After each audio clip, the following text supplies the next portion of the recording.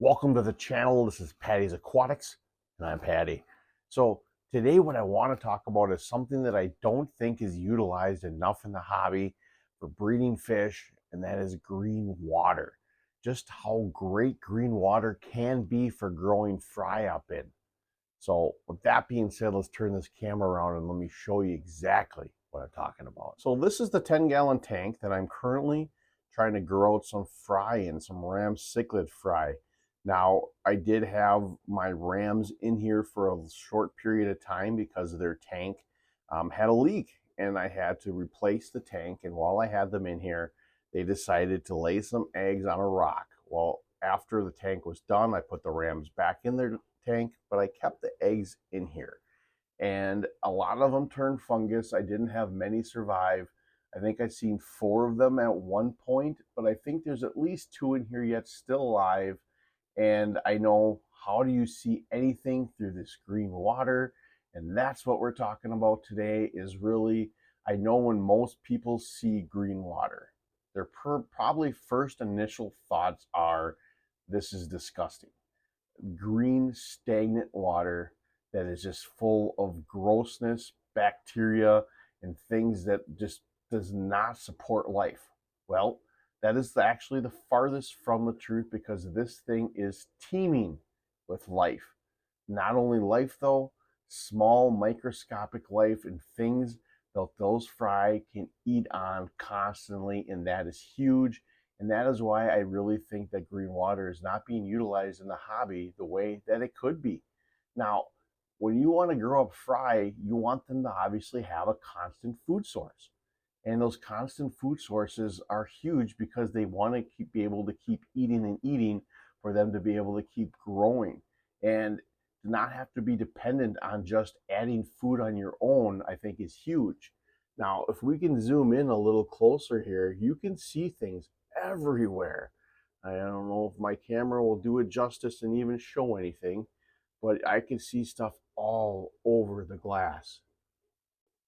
So if you can see here, there's little worms, there's little detritus worms. Just like I said, microscopic life and things moving and crawling around throughout the substrate, throughout the water column. And let you know it, there's a fry right there. I just seen it. Where did you go? Don't you love when you see something small in the glass and then you can pick it up on your camera to actually show somebody? Right there's a fry. There's one of my ram cichlid fries still alive in here, which is huge.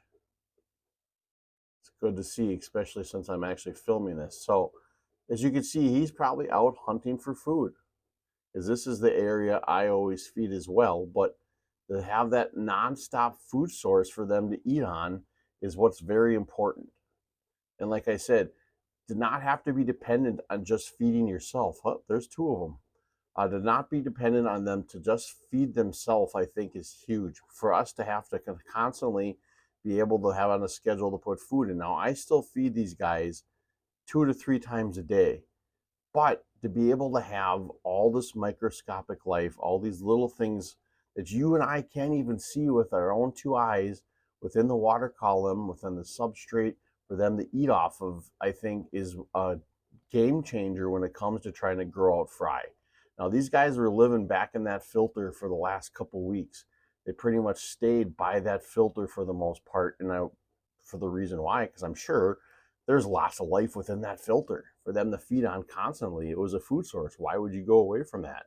Now that they're off like this, they're venturing out. I believe they're getting bigger, and now they're going to venture around this tank a little more. Some other things that I did do is I also put some dead leaves in here. So that's also going to bring more microscopic life within this aquarium for them to try to feed on. So those are just huge things that I think people should really try to take advantage of.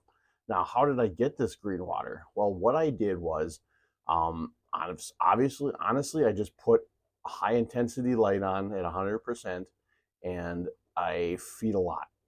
And it just creates green water for me in these tanks. I do water changes, and I am going to do one in a little bit. So I will change about 50% of the water each week. But the fact that all this algae in here, it's going to help with excess nutrients as well. It'll help get rid of some of those nitrates. It'll help get some of that phosphates out of the water and help control the nutrient levels a little bit for you as well. So as it may look like a gross green mess, it really ain't that bad. And like I said, but I do believe in doing water changes, and I do believe 50% water changes a week for one of these things are great. It kind of cuts that green water down a little bit. You can see a little better, but it still comes back and it's not completely gone. And like I said, there's so much life in here. These things will never go hungry.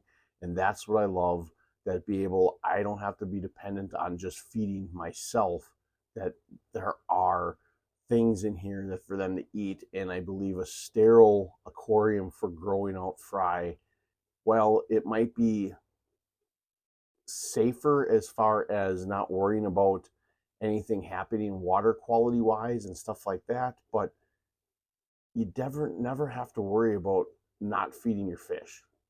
And I think that's huge when you want to grow out fry. And the tint of the water itself, that's also a big thing that can help them feel more secure.